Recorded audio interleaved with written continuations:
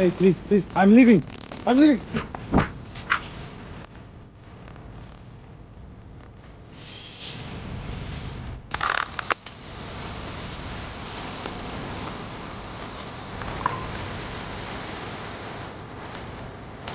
Scary, like any thoughts on?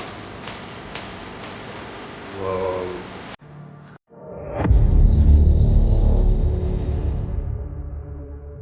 Claire is a seasoned solo camper and a single mom who usually films serene outdoor adventures, quiet strolls through the woods, and calm nights under the stars. Her content typically carries a soothing atmosphere with beautiful nature scenes. But this time, she decided to take a different route. For Halloween, Claire chose to set up camp near an abandoned church, one tied to grim stories of supposed satanic rituals and even a murder that still lingers in local memory. Trying something a bit different today. So I'm going to be camping at a church with a history of satanic ritual and witchcraft. So yeah, this is Wild Bear coming to you from Clop Hill. Up bones and all sorts from graves. There's been a murder down on A6 known as the A6 murder. That's the road just over there, I believe. So yeah, lots has happened here, and understandably the church has been closed for overnight visitors, and there are cameras and alarms everywhere. So I've been up to have a look at the church, and I'm staying somewhere nearby where I feel like I won't be disturbed. Yeah, I like this little bit of woods. Don't think I'll be disturbed here. I'm gonna do a bivvy today, so really stealth. I've not got another shelter rains, just a bivvy, so I think... Because the church itself is tightly secured with alarms and cameras, Claire pitched her tent in a nearby wooded spot. While waiting for nightfall, she read up on the region's unsettling folklore accounts of desecrated graves, eerie figures, and persistent rumors. One of the more talked about claims was an old video allegedly showing a hooded person near the church years earlier, fueling local tales of hauntings. Noises, I can't report of anything so far. While we're on the subject of weird stuff, there is a controversial video of what is claimed to be a ghost in St Mary's Church, taken in 2016, and it shows a black hooded figure walking past the door of the church. So if you Google Clop Hill Church monk ghost, I'm sure that will come up, and it's a really creepy video actually, but you know, that could quite easily have been staged. So but if you guys that like the ghost stuff, have a look at that, so that's quite fun.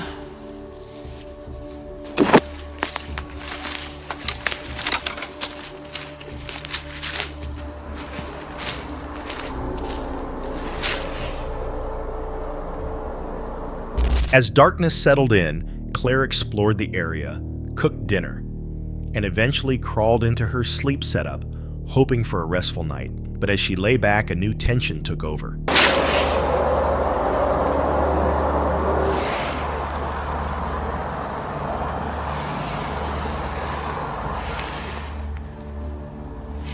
Okay, I've lost my bed. How have I lost my bed? Okay, that's not even funny.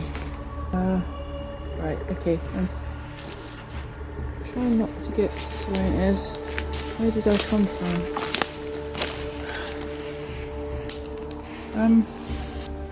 There's the moon. So pretty.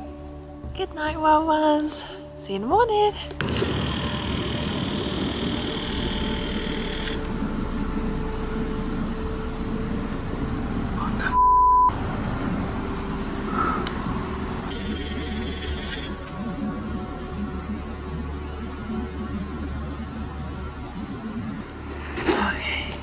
See the red eyes over there? I'm just gonna assume they were deer eyes. Freaky. Really freaky.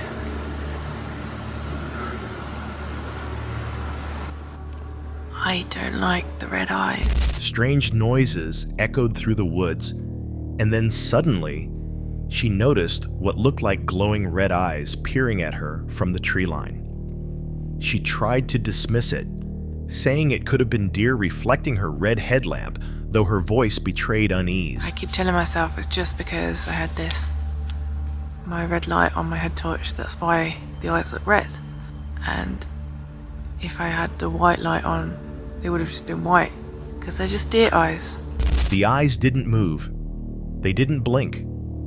And for a moment, it felt like something or someone was fixated on her.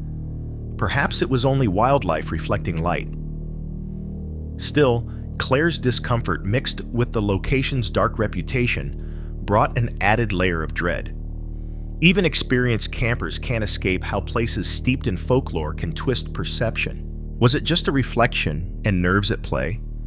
Or did Claire find herself closer to something unexplainable than she imagined? Share your thoughts on what you believe those eyes belong to and whether you would have stayed the night.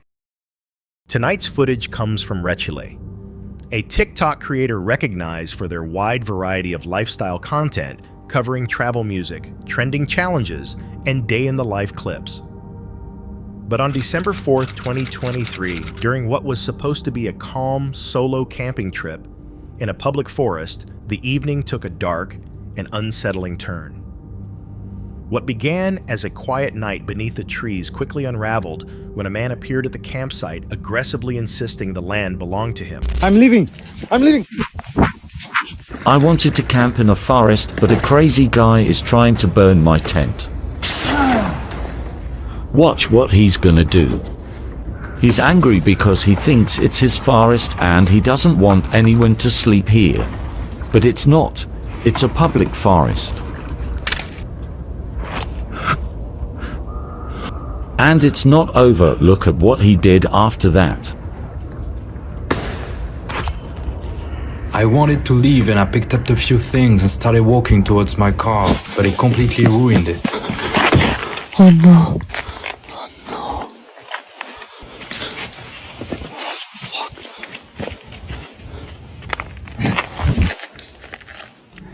Hey, please, I'm leaving. I'm leaving. Rechile maintained it was public property, yet the stranger argued otherwise, making it clear outsiders weren't welcome. Things escalated rapidly. The man grew threatening and disturbingly began dousing the tent with gasoline, while warning he would set it ablaze if Rechile didn't leave immediately.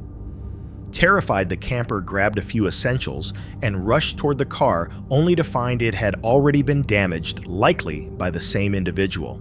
The situation worsened when the man allegedly pursued Rechile through the forest, shouting and swinging a bat. Thankfully, the camper escaped unharmed.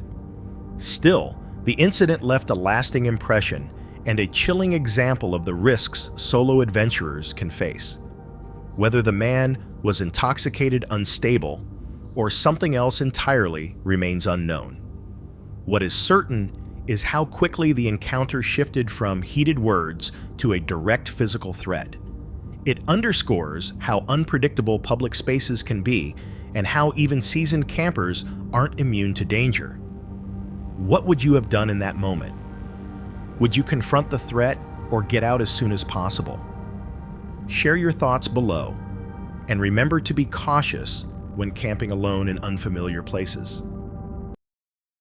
This footage comes from a YouTube channel centered on rural living, covering everything from hunting and animal encounters to maintaining private property and boosting land security. On September 27, 2021, during a solo bow hunting outing on his own acreage, the landowner faced one of the most unsettling moments a hunter can experience. A gunshot echoing from within what should have been untouched woods. Startled but steady, he gathered his gear and cautiously made his way toward the source of the sound. Before long, he spotted a younger man carrying a rifle and walking through the forest.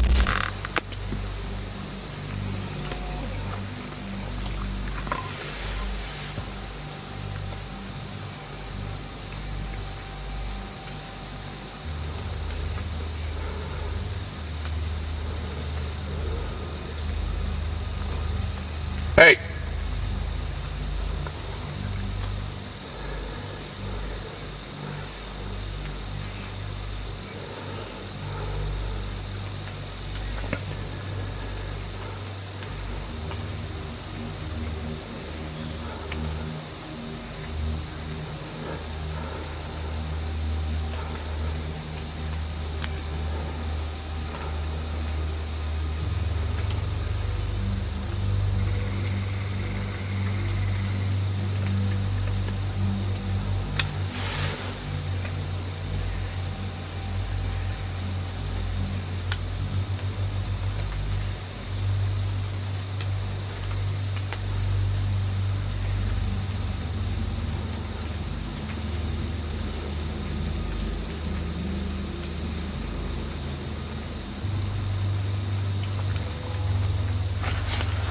Choosing not to escalate, the landowner approached and spoke with him calmly.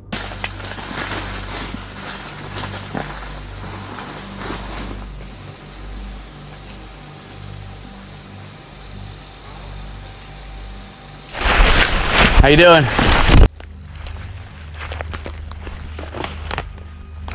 You a neighbor down here? I said, are you a neighbor down here? You live up this road? Yes, sir. Okay. Yes, sir. Yeah, I own all through down here. I actually don't mind people crossing through here out of hunting season. It looks like you're probably doing some squirrel hunting. Oh, no, I didn't honestly. Oh, yeah? Okay. Is it? Yeah, it's in. But yeah, I do a lot.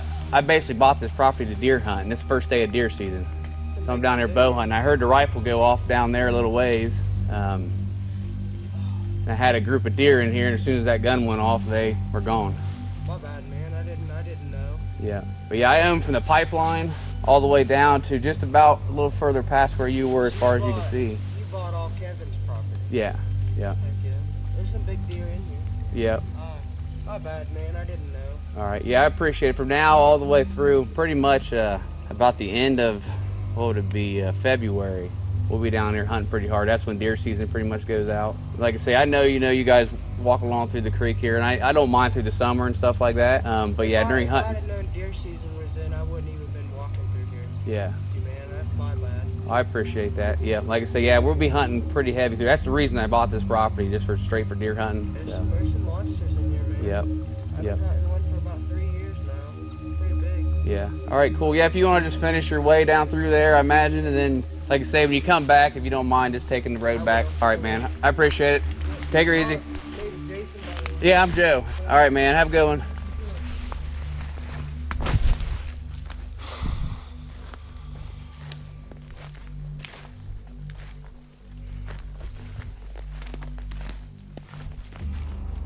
He explained that the entire area was private property land he had purchased specifically for deer hunting. The sudden gunfire had scared off nearby game, disrupting the hunt he had planned for weeks. The young man, apparently unaware of the property lines and hunting rules, apologized and agreed to leave without resistance. Well, definitely know what the gunshot was now. He, I believe, lives up the road. Try to be lenient with the kids, because I know what it's like. I was a teenager. I like to run around, be in the woods as well. But he's got to understand this is deer season now. That's why I bought this property. I drive down here 2 hours one way, 4-hour round trip. Don't get down here near as much as what I would like. So when I get down here, the last thing I want to see is people walking down through the property.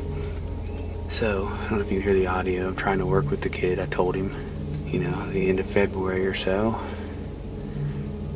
that's when deer season will pretty much be over. Through the summer, if they want to walk up and down that creek bed, that's fine. Don't have a problem with it. But when it comes hunting season, that's when it becomes a problem. So, the bad part is I thought the kid was squirrel hunting. He had a .22 rifle. And he didn't even know it was squirrel season. So I don't really know what he was shooting at. I told him to walk down the road on his way back through. So let's hope he listens to that. But you try to be nice to the neighbors. That way you don't have any issues, which I've had a lot of issues so far, as you guys know that follow the channel, with break-ins on the camper and the shed.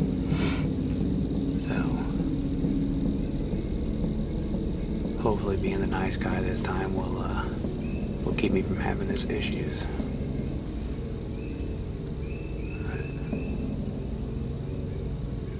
And the bad part is, if the kid walked from where I thought he did, he had to walk right by the camper and my truck and trailer and see it all right there. In my thought, I would have turned and went the other way, but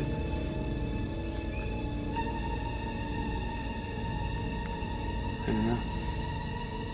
Well, let's try to enjoy the last hour of our hunt here. Although the encounter ended quietly, the landowner was left uneasy. He considered how common these situations become during hunting season, when public and private borders often overlap. Having already dealt with trespassers and past break-ins, He knew even unintentional mistakes can lead to dangerous outcomes. While the teen may not have meant harm, it's a clear reminder of how confusion and unclear boundaries can create serious risks, especially when weapons are involved. The hunter's calm response reflected good judgment and respect for community ties, but it also showed how unpredictable hunting season can be. What would you do if an armed stranger stepped onto your land? Remain collected like this hunter, or take a firmer stance? Share your thoughts below. And remember, in the woods, the greatest danger isn't always the noise you hear, but what lingers just out of sight. Imagine a bright afternoon in Colorado's Rampart Range, part of the vast Rocky Mountains. This area is a haven for outdoor lovers, especially mountain bikers, weaving through the trails of Pike National Forest. But beneath the beauty of the landscape, a disturbing threat has slowly taken hold, transforming a peaceful trail system into something far more sinister. For years, riders enjoyed the paths without concern, never realizing that danger was creeping in. At first, it went unnoticed. But by 2019, the frightening reality came to light.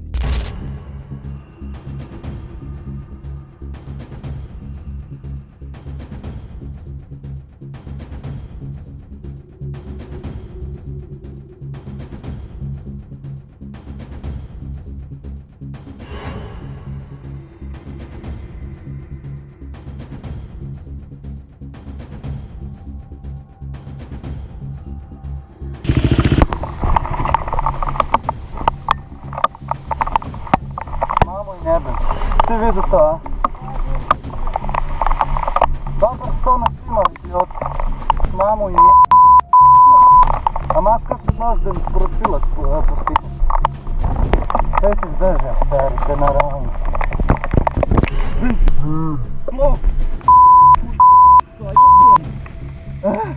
What the fuck is this?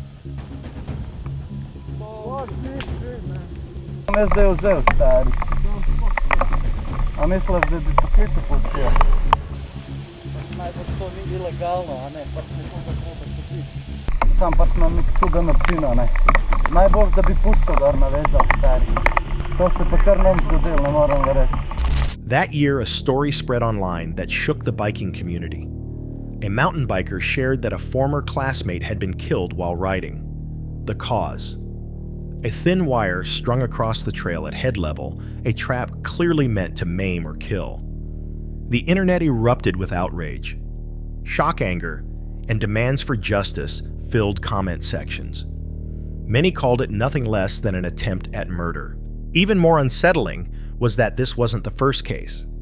In 2017, two motorcyclists caught a similar wire on video while riding another trail. Luckily, they weren't injured. Still, it was clear someone had placed it deliberately. Speculation followed. Some pointed to frustrated locals upset by the noise and traffic near their property. Others believed it was a targeted attack on trail users. These hidden traps left a heavy mark on the biking community. What was once pure adrenaline and freedom now feels like a gamble with survival.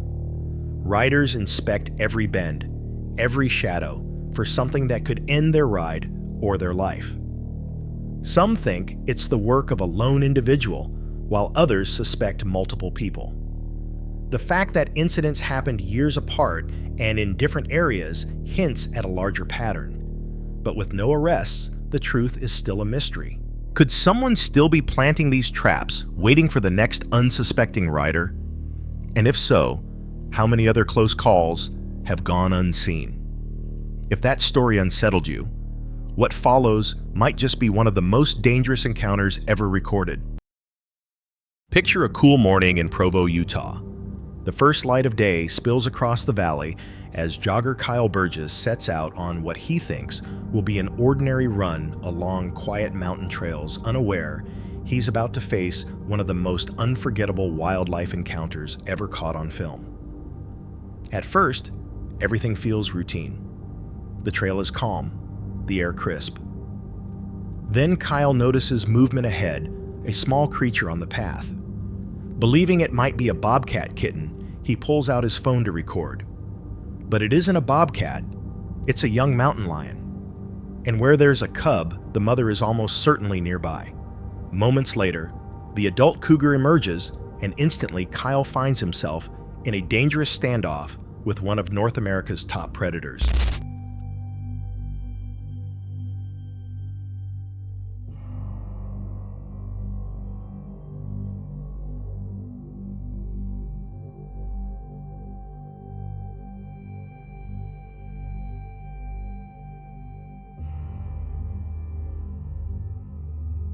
Alone and exposed, he begins retreating, keeping his body large and his voice loud in hopes of scaring it off.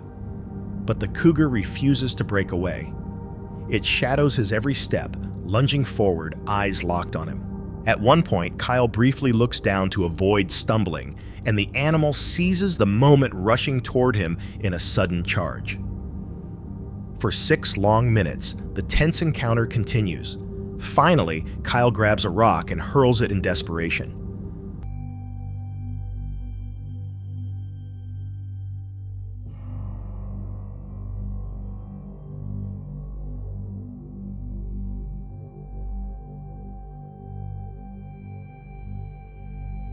The move works.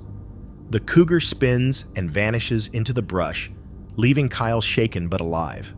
Experts say mountain lions are fiercely protective of their offspring.